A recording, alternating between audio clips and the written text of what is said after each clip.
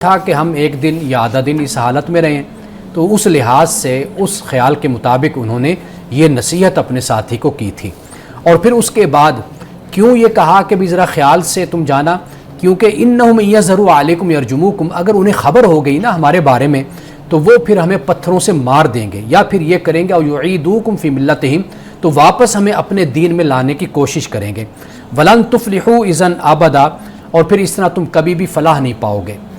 اب ناظرین کرام یہاں پر قرآن پاک بات کو ختم کرتا ہے، اس کے بعد پھر جو بات شروع ہوگی اس کے درمیان جو ایک کڑی ہے وہ میں بیان کرتا چلوں، اور اسی پر ہی آج میں اپنی گفتگو کو ختم کروں گا۔ اور وہ کڑی یہ ہے کہ جب وہ شخص اصحاب کہف میں سے پیسے لے کر جب وہ مارکیٹ میں گیا ہوگا اور اس نے جا کر وہ کرنسی کی جو 200 سال 300 سال پہلے کی کرنسی ہے، اور وہ بادشاہ بھی دنیا سے چلا گیا، وہ لوگ کہ جو مشرک تھے اور ان کے مخالف تھے، دشمن تھے، وہ بھی مر کھپ گئے تھے۔ اب یہ شخص جب وہ کرنسی لے کر پہنچا لوگوں کے سامنے تو انہوں نے کہا بھائی یہ کیا پیسے تم لے کر آ گئے ہو، یہ تو اب نہیں چلتے، یہ تو 200-400 سال پہلے کی بات ہے، اس وقت یہ کرنسی استعمال ہوتی تھی۔ اب ایسا لگتا ہے کہ اس کے بعد لوگوں کو تھوڑا سا ان کے بارے میں کچھ تجسس ہوا ہوگا، جستجو ہوئی ہوگی کہ یہ کون سے لوگ ہیں، ہم معلوم تو کریں۔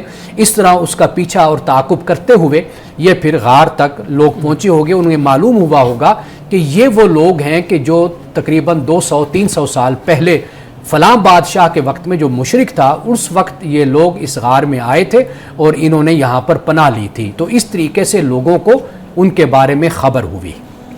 جی بہت شکریہ مانا صاحب، بڑے مدلل انداز میں آپ جو ہے نا وہ قرآن کریم کی آیات کا منشا بیان کر رہے تھے۔ وہی طریقہ کار کے کچھ سوالات ہیں آپ کی گفتگو سے متعلق۔ ایک تو آپ یہ اعتراض مستشرقین کی طرف سے ہوتا ہے، ہمارے پروگرام میں 1-2 سوال ایسے لیتے ہیں جو جدید ذہن سے متعلق ہیں اور ہمارے سامنے آتے ہیں۔ یہ کہ قرآن کریم بیان کرتا ہے کہ وہ سوئے رہے، ٹھیک ہے، کتنی مدت سوئے رہے اس بارے میں بیان نہیں کرتا۔ سوال یہ ہے کہ یہود نے تو سوال کیا تھا یا نصارہ نے تو سوال کیا تھا رسول اللہ صلی اللہ علیہ وسلم سے کہ آپ بتائیں کہ وہ کتنے سال سوئے رہے، ٹھیک ہے، لیکن قرآن نے اس کا اتھینٹک جواب وہ نہیں دیا کہ اتنے سال سوئے رہے، تاکہ وہ لوگ رسول اللہ صلی اللہ علیہ وآلہ وسلم کے اس جواب کی وجہ سے آپ کی نبوت کو تسلیم کر لیں۔ تو اعتراض یہ ہوتا ہے کہ قرآن نے تو اس سوال کا جواب ہی نہیں دیا جو لوگوں کی طرف سے ہوا تھا۔ اچھا، پہلی بات تو یہ ہے کہ قرآن مجید نے سوال کا جواب تو نہیں دیا، لیکن ایک پہلو سے اگر آپ دیکھیں تو جواب دے بھی دیا ہے۔ وہ جواب یہ دیا ہے، قرآن نے یہ بتایا ہے کہ دیکھو یہ باتیں ظنی ہیں اور یہ باتیں ایسی ہیں کہ جو لوگوں میں اختلاف کا باعث رہی ہیں، اور لوگوں کا طریقہ کار یہ ہوتا ہے کہ وہ اصل حقیقت اور نقطے پر توجہ کرنے کے بجائے وہ جو ضمنی طور پر جو کہانی ہوتی ہیں، باتیں ہوتی ہیں، وہ ان میں زیادہ دلچسپی لیتے ہیں۔ تو قرآن پاک نے اس بات کو اس اسلوب میں بیان کیا ہے، جو انہوں نے سوال کیا تھا اس کا جواب بھی ان کو اس انداز سے مل گیا کہ اللہ سبحانہ و تعالیٰ نے اصحاب کہف کا جو واقعہ ہے اس کو بیان بھی کر دیا، لیکن اس کے ساتھ ساتھ اس حقیقت کو بھی بیان کر دیا کہ بھئی یہ سوال جو ہے نا یہ اتنی اہمیت نہیں رکھتا۔ اصل جس بات کی اہمیت ہے وہ یہ ہے کہ آخر یہ غار میں گئے کیوں تھے اور اس کی وجہ کیا تھی، اور جس بنیاد پر انہوں نے یہ تکلیفیں اٹھائی تھیں وہ اللہ تعالیٰ کی توحید ہے، وہ دین حق ہے، وہ اسلام ہے، اس کی خاطر انہوں نے یہ تکلیفیں اٹھائی تھیں۔ تو یہ اصل جو بات ہے اس کو قرآن پاک نے بیان کیا۔ تو گویا کہ یہ جو اسپیکولیشن کی باتیں ہوتی ہیں، اٹکل پچوں کی باتیں ہوتی ہیں اور یہ ظن اور گمان کی باتیں ہوتی ہیں، قرآن پاک اس کو ڈسکس نہیں کرتا۔ ایسے بہت سے سوالات قرآن پاک میں بیان ہیں کفار و مشرکین کے، کہ قرآن پاک نے ان کا جواب دینے کے بجائے، اس لیے کہ ان باتوں کا جواب دینا در حقیقت وہ سوال کرنے والے کی منشا ہی نہیں ہوتی، تو اس کا اصل مقصد یہ ہوتا ہے کہ میں کس طرح سوال سے سوال نکالوں، کس طرح میں بحث کو لمبا کروں، لا حاصل بحث میں وہ جاتا ہے۔ لیکن قرآن پاک کا جو اسلوب، جو انداز ہے، جیسے مثال کے طور پر بنی اسرائیل میں جب انہوں نے مطالبات کی ایک لمبی فہرست پیش کر دی تھی، تو وہاں پر سمپل بات اللہ سبحانہ و تعالیٰ نے جو بیان کی ہے کہ سبحان ربی، کہ میرا رب پاک ہے اور مجھے اللہ تعالیٰ نے رسول بنا کر بھیجا ہے اور میں ایک بشر ہوں، بس اتنی سی بات ان کے سوال کے جواب میں دی گئی ہے۔ تو یہاں پر بھی جو انداز ہے، جو اسلوب ہے، وہ یہی ہے جو قرآن نے اختیار کیا ہے۔ ٹھیک ہے جی۔ اچھا، ایک اور سوال، آیت نمبر 22 میں غالباً اگر میں غلط نہیں ہوں تو اللہ رب العزت نے کہا کہ اس قصہ کے بارے میں مزید کھوج لگانے سے، یعنی وہ کتنے سال سوئے رہے، کتنے سال جو ہے نا وہ نہیں سوئے رہے، ان چیزوں کی کھوج لگانے سے منع کیا گیا ہے۔ دو سوال ہیں بنیادی طور پہ اس پہ، ایک تو یہ کہ مفسرین نے بہت زیادہ جو ہے نا وہ اس قصے کو بیان کیا ہوا ہے، اور انہوں نے اویسلی کسی اچھے سورس سے ہی اس کو بیان کیا ہوگا۔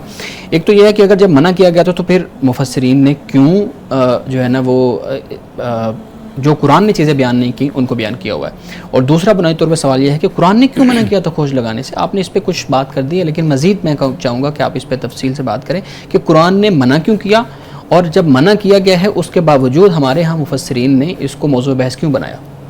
دیکھیے مفسرین کرام کا جو کام ہے نا، انہوں نے کہیں نہ کہیں سے کوئی مواد، کچھ چیزوں کو جمع کر دیا، ٹھیک ہے، وہ لے آئے۔ پہلے مفسرین اور مورخین کا جو ہم مزاج اور طریقہ دیکھتے ہیں وہ یہی ہوتا ہے کہ وہ ان کی کوشش ہوتی ہے کہ جو بھی متعلقہ باتیں ہیں ان سب کو جمع کر کے وہ ایک جگہ پر لے آئیں۔ جیسے امام طبری کا جب ہم حوالہ دیتے تو انہوں نے آغاز میں یہی کہا کہ بھئی میں یہ جتنی بھی روایات اور واقعات کو جمع کر رہا ہوں یہ کوئی اتھینٹک نہیں ہے، کوئی لازم نہیں ہے کہ آپ ان کو ضرور اختیار کریں اور آپ ان کو قبول کریں، آپ دیکھ لیں کہ جو معیار پر پورا اترتی ہیں، ثقہ ہیں، آپ ان کو لے لیں۔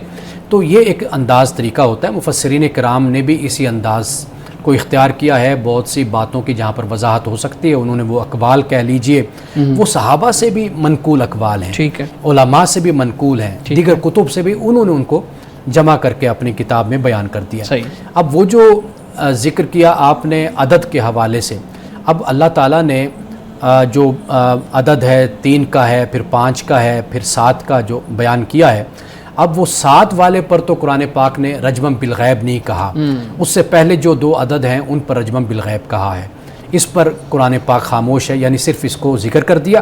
تو اکثر ہمارے جو مفسرین وہ کہتے ہیں کہ گویا کہ یہ جو ہے یہ مرجح آپ سمجھ لیجئے کہ اس کو ترجیح دی جا سکتی کیونکہ اللہ پاک نے یہاں پر رجمم بالغیب نہیں فرمایا۔ لیکن دیکھیے قرآن پاک کو ہمیں سمجھنا ہوگا کہ قرآن اصل ہم سے مطالبہ کیا کرتا ہے، ٹھیک ہے۔ اگر ہم تاریخ کی ان باتوں میں الجھ جاتے ہیں نا تو قرآن کا جو مقصود ہے وہ پھر پس پشت چلا جاتا ہے۔ لیکن میں معذرت آپ کی بات کاٹوں گا، پھر سوال تو یہ ہوتا ہے، مطلب کسی بھی نوجوان کے ذہن میں سوال آ سکتا ہے کہ اگر جو آپ بات کر رہے ہیں کہ جو مقصود ہے اس پہ رہنا چاہیے اور ادھر ادھر کی باتوں پہ نہیں، تو پھر ہمارے مفسرین نے تو بہت زیادہ اس پہ لکھا ہوا ہے۔ دیکھیں مفسرین کرام کا جو لکھا ہوا ہے اس سے آپ اختلاف کر سکتے ہیں نا، تو میں نے ایک وجہ یہ بیان کی ہے کہ بھئی انہوں نے جمع کر دیا اقوال کو۔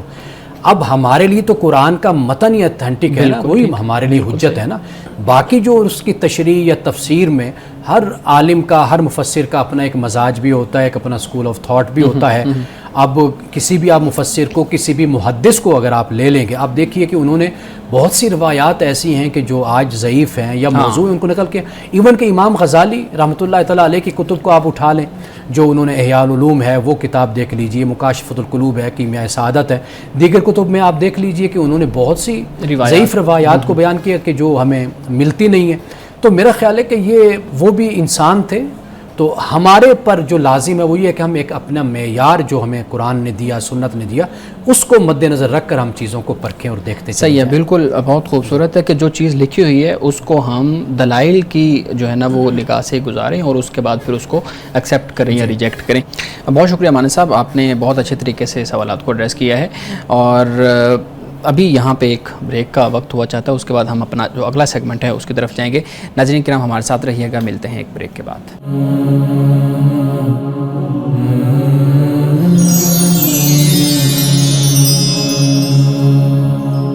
Welcome back. امانا صاحب آخری سوال اس واقعے سے متعلق آپ کے سامنے رکھوں گا۔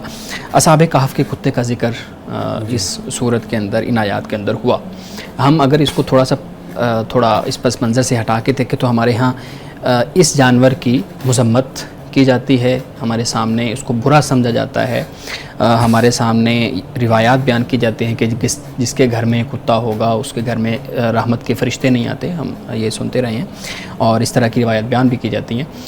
تو یہاں پہ ہم دیکھتے ہیں تو کہ یہاں پہ اس جانور کی ایک جو وہ ایک بیک گراؤنڈ ہے اس کو اور طریقے سے بیان کیا جا رہا ہے، یہاں پہ تو بہت اچھے طریقے سے اس کو جو ہے نا وہ ایڈریس کیا جا رہا ہے، اور دوسرا یہ بھی کہا جاتا ہے کہ اصحاب کہف کا جو کتا ہے وہ جنت میں بھی جائے گا۔ تو یہ مختلف طرح کی روایات ہیں جو کہیں نہ کہیں جا کے ایک دوسرے کی مخالفت میں یعنی کانٹرڈکشن میں کھڑی ہو جاتی ہیں، آپ کا کیا ویو اس پہ؟ اچھا، پہلی بات تو یہ ہے کہ کتا ایک بڑا وفادار جانور ہے اور بہت اچھا جانور ہے. ابھی کچھ دن پہلے ایک واقعہ ہوا کہ کتے کا مالک نوجوان لڑکا تھا, وہ نہر میں ڈوب گیا یا دریا میں, آپ نے پڑھا ہوگا. تو وہ کتا وہاں پر ہی رہا یہ واقعہ اور اپنے مالک کے انتظار میں کہ وہ تیرنے گیا تو ابھی باہر آ جائے گا, تو وہ نہیں آیا, ڈوب گیا وہ. اور وہ کتا اس نے مرتے دم تک کچھ کھایا نہیں, اور اسی دریا کے کنارے پر دوسرے دن لوگوں کو اس کی لاش ملی ہے کہ وہ مر گیا. تو کتے کو ہمارے ہاں بہت زیادہ جو ہے وہ اس انداز سے مذمت کی جاتی ہے یا اس کو ایک گالی بنا دیا گیا ہے. حالانکہ دوسری طرف ہم اپنے لٹریچر میں بھی دیکھیں نا, مذہبی لٹریچر میں اور اپنے صوفیاء کے لٹریچر میں ہم دیکھیں تو کتے کو جس انداز سے انہوں نے بیان کیا ہے تو وہ ایک شاندار جانور ہمارے سامنے آتا ہے کہ جس نے ہمیشہ انسان کے ساتھ وفاداری کی ہے اور انسان کی حفاظت کی ہے, چوکیداری کی ہے. یہ سب کچھ ہمیں اپنے لٹریچر سے ہمیں معلوم ہوتا ہے اور ہم دیکھتے ہیں اپنے معاشرے میں ہمارے ہاں کچھ زیادہ باتیں جو ہیں وہ عام ہو گئیں اور لوگ اس کے بارے میں اس طرح کومنٹس پاس کرنے لگ گئے. اب دیکھیے قرآن پاک نے کتے کے بارے میں ہی تو کہا ہے کہ مکلبین تعلمونہن ما علمکم اللہ, بالکل, کہ جو اللہ نے تم کو سکھایا وہ تم کتے کو اس کی تربیت دیتے ہو, ٹیم کرتے ہو اس کو. اب کتا شکار پکڑ کر لاتا ہے, آپ اگر تکبیر پڑھ کے کتے کو بھیج دیتے ہیں تو اس کا شکار آپ کے لیے حلال ہو جاتا ہے. تو اس لیے تو میرا خیال ہے کہ ہمیں اس بات پر فوکس کرنا چاہیے. اور پھر دوسری بات احادیث رسول صلی اللہ علیہ وسلم کا جہاں تک ہم جائزہ لیتے ہیں, ایک تو یہ ہے کہ حدیثوں کو آپ دیکھیے کہ ان کی اتھینٹسٹی کیا ہے, ان کا معیار کیا ہے, ایک تو یہ ہو گیا. دوسری بات یہ ہے کہ حدیثوں کا ایک خاص بیک گراؤنڈ بھی ہوتا ہے, پس منظر بھی ہوتا ہے, اس کو ہم ہمیشہ پیش نظر رکھیں. تو کئی دفعہ ایسے ہوتا ہے کہ میں اس موضوع سے ہٹ کر ایک بات کہہ رہا ہوں کہ ایک حدیث ہے مثال, لیکن ہے وہ ضعیف اور یا وہ موضوع ہے من گھڑت ہے, لیکن وہ مشہور اتنی لوگوں میں ہو جاتی ہے کہ وہ ایک تو حدیث مشہور وہ تو اس میں ہے, لیکن ایک حدیث مشہور یہ ہوتی ہے کہ لوگوں میں ایسے ہی مشہور ہو گئی. اب لوگ اس کو بطور حجت کے دیکھیں جی ہم نے یہ حدیث میں پڑھا. مثال کے طور پر آپ کو معلوم ہوگا کہ وہ کوڑا پھینکنے والی جو خاتون کے بارے میں کافرہ تھی, وہ کوڑا پھینکا کرتی تھی. اب یہ بالکل موضوع من گھڑت واقعہ ہے, اور آپ دیکھیے کہ ہم نے تو بچپن میں اپنے اسکول کی کتابوں میں اس کو پڑھا تو, لیکن اس کی کوئی سند نہیں ہے.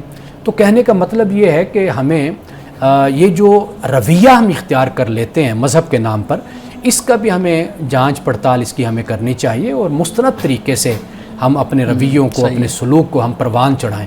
نہ یہ کہ سنی سنائی باتوں کی بنیاد پر اور پھر ایک جانور ہو کوئی بھی ہو تو اس کے بارے میں یہ اس طرح رویہ اختیار کرنا یا اس کو حقیر سمجھنا یا اس کے ساتھ برا سلوک کرنا, تو یہ میرے خیال نامناسب ہوتا ہے. ویسے بھی ہمارے معاشرے میں ایسے لگتا ہے کہ جو زیادہ محنتی اور زیادہ وفادار ہوتا ہے شاید اس کی قدر کم ہوتی ہے. جیسے آپ دیکھیے کہ امریکہ کا جو قومی جانور ہے وہ گدھا ہے, ڈونکی, اور ہمارے ہاں جو بیچارہ محنتی ہو اسے ہم کہتے ہیں یہ بیوقوف ہے اور یہ احمق ہے, اور اس کو گدھا ہم کہتے ہیں. تو ہمیں تھوڑی سی نا اپنی جو نارمز ہیں, روایات, اپنے رویہ, سوچ, ہمیں یہ تبدیل کرنی چاہیے, ریوائز کرنے کی ان کو ضرورت ہے. بہت شکریہ امانہ صاحب, تھینک یو سو مچ. بلال صاحب آپ کے پاس بھی کچھ سوالات ہوں گے تو پلیز امانہ صاحب کے سامنے رکھیے گا. جی تھینک یو سو مچ. سر میرا سوال یہ ہے کہ آج کے دور میں ہم دیکھتے ہیں جہاں سوسائٹیز باقاعدہ طور پر کسی نہ کسی مذہب سے ایسوسیٹ ہو چکی ہیں, مذہب کے نام پر بڑی بڑی ریاستیں بھی بن چکی ہیں, اور باقاعدہ طور پر کمیونٹیز ڈیولپ ہو چکی ہیں جن میں ایک خاص مذہب کی تعلیم دی جاتی ہے. اسکولز, کالجز اور یونیورسٹیز میں بھی ہم یہ چیز دیکھتے ہیں. سوال یہ ہے کہ کتنا آسان ہے مذہب کو تبدیل کرنا, ہم کتنی آسانی سے کسی اور مذہب کو ایک میچور ایج میں ایکسیپٹ کر سکتے ہیں, اس کا طریقہ کار کیا ہونا چاہیے, اور سب سے بڑھ کر آپ کے لیے کہ آج آپ جس پوزیشن پر بیٹھے ہیں, آپ کے سامنے قرآن ہے, کیا اگر آپ کسی اور مذہب میں پیدا ہوئے ہوتے تو آپ کتنی آسانی سے اسلام تک پہنچ جاتے؟ پلیز اس بارے میں بتائیے گا. اچھا, پہلی بات تو یہ ہے کہ اگر میں ایسا ہوتا تو اگر کا تو کوئی جواب نہیں ہوتا. بالکل نہیں, جواب اس کا ہوتا ہے جو فرضی بات ہے, واقعتاً جو چیز موجود ہوتی ہے جی اس کا جواب ہوتا ہے. میں یہ گزارش کروں گا کہ قرآن مجید میں پڑھتا ہوں, ایک طالب علم کی حیثیت سے قرآن پاک کو سمجھنے کی کوشش کرتا ہوں. قرآن پاک جس انداز سے کلام کرتا ہے نا, گفتگو کرتا ہے, تو اس کا مخاطب جو ہے وہ انسان ہے. اس میں مسلمان بھی ہے, اس میں کرسچن بھی ہے, اس میں ہندو بھی ہے, جیو بھی ہے, سارے انسان ہیں. ہاں, اللہ سبحانہ و تعالیٰ کا پسندیدہ کوئی نہیں ہے. پہلی بات تو یہ ذہن میں رکھنی چاہیے. قرآن پاک اس رویے کی مذمت کرتا ہے, اس سوچ کی. قرآن کہتے ہیں وقالت الیہود والنصارى نحن ابناء اللہ واحباؤہ. تو اللہ کہتا ہے کہ بھئی تم یہ کہتے ہو کہ ہم اللہ کے بڑے محبوب ہیں اور بڑے قریب ہیں ہم اللہ کے, تو پھر اے نبی آپ ان سے کہیے کہ پھر تمہیں اللہ تعالیٰ عذاب کیوں دیتا ہے, تمہیں سزا کیوں دیتا ہے. تو گویا کہ اللہ تعالیٰ کا کوئی بھی عزیز نہیں. اصل چیز کیا ہے وہ یہ ہے, قرآن پاک بیان کرتا ہے کہ اللہ نے ہر انسان میں اپنی ذات کا شعور رکھ دیا ہے.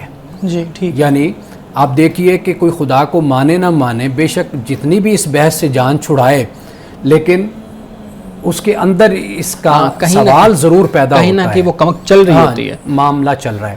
یعنی اگر یہ اتنی غیر حقیقی بات ہوتی نا خدا کے متعلق یا خدا کی ذات, تو یہ جب سے کائنات بنی ہے وجود میں آئی تب سے انسان اس پر کلام بھی کر رہا ہے, خدا کو مانتا ہے, کوئی خدا کا انکار کرتا ہے, کوئی کسی نہ کسی شکل میں مان رہا ہے.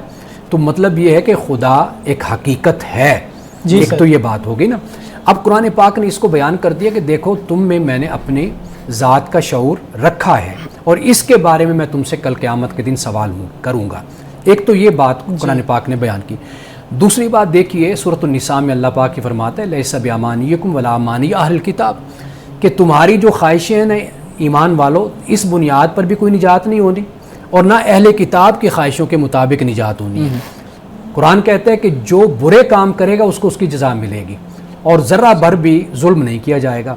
پھر آگے جا کر اللہ سبحانہ و تعالیٰ یہ بات کرتا ہے کہ سب سے جو بہترین انسان ہے دین کے معاملے میں وہ ہے کہ جس نے اپنے آپ کو رب کی بارگاہ میں جھکا لیا.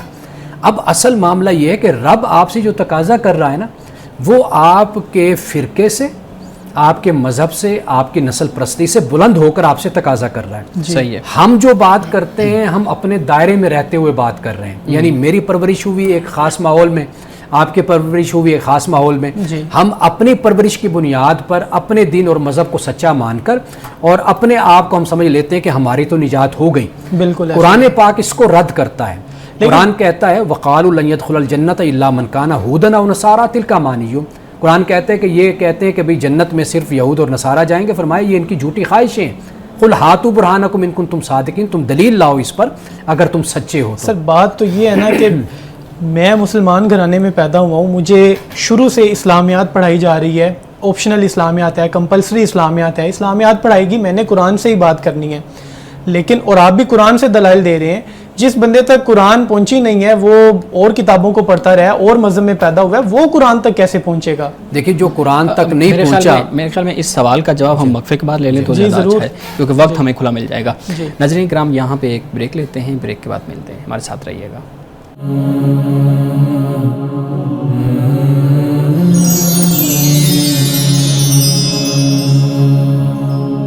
Welcome back. امان صاحب, بلال صاحب نے آپ کے سامنے سوال رکھا تھا کہ ایک شخص جو مسلم گھرانے میں پیدا ہوا ہے اس کے پاس تو قرآن موجود ہے یا اس کی ایکسیس جو ہے نا وہ قرآن پاک تک ہے, وہ اس سے رہنمائی لے سکتا ہے, لیکن ایسا شخص جس کی ایکسیس نہیں ہے قرآن پاک تک, جس کے پاس جو ہے نا قرآن موجود نہیں ہے, جب وہ مسلم گھرانے میں پیدا نہیں ہوا, تو وہ کیسے اس سے رہنمائی حاصل کرے؟ اچھا, پہلی بات تو یہ ہے کہ جن کی ایکسیس ہے, جو قرآن تک پہنچے ہوئے ہیں, وہ قرآن کتنا پڑھتے ہیں.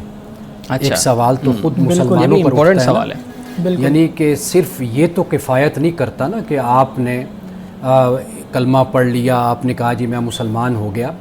اب اللہ سبحانہ و تعالیٰ صرف یہ ٹائٹل آپ سے نہیں چاہتا نا. مسلم سے مراد ہے فرما بردار ہونا, اور اسی کو کہتے ہیں کہ یہ حنیف ہے.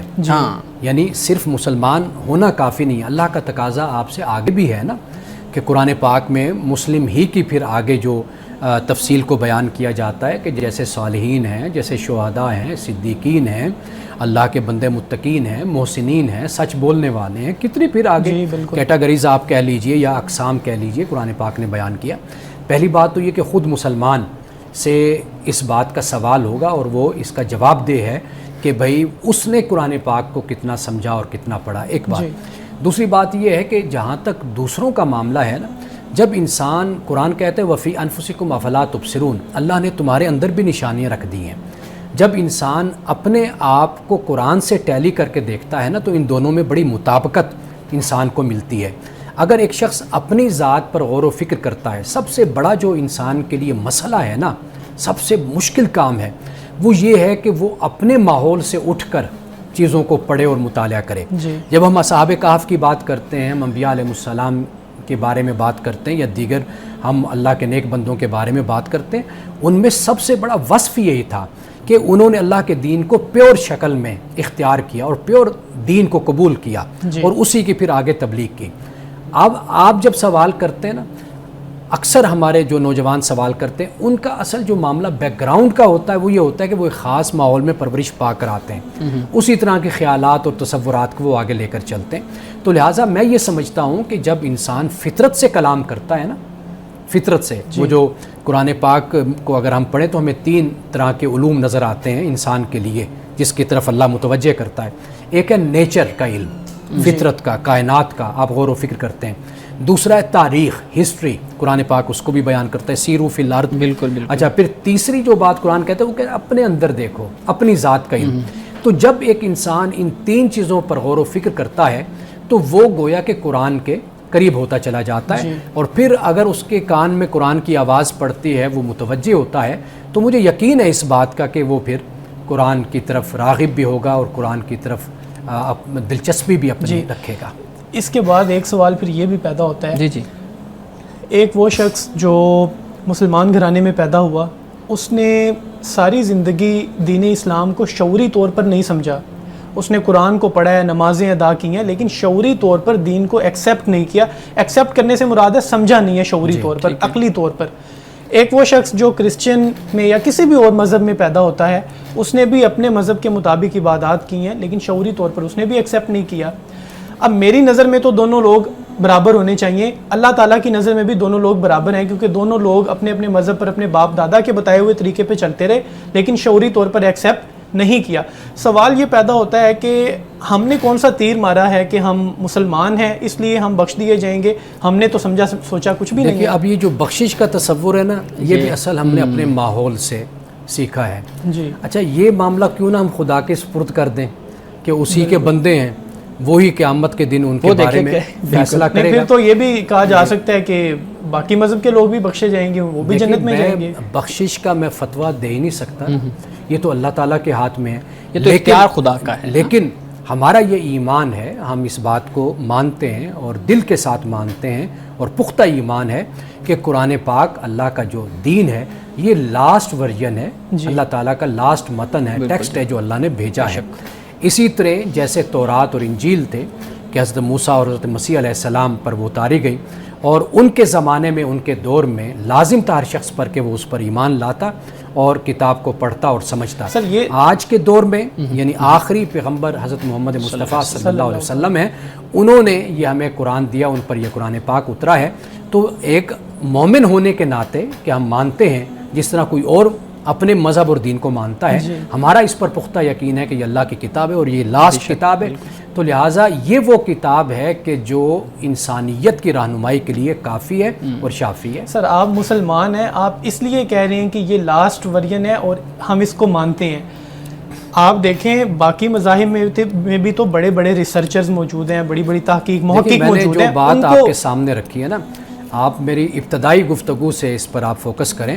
میں نے اندھی تقلید اور اندھی پیروی کو میں نے پہلے ہی اس کو جھٹلایا ہے، اس کی مذمت کی ہے.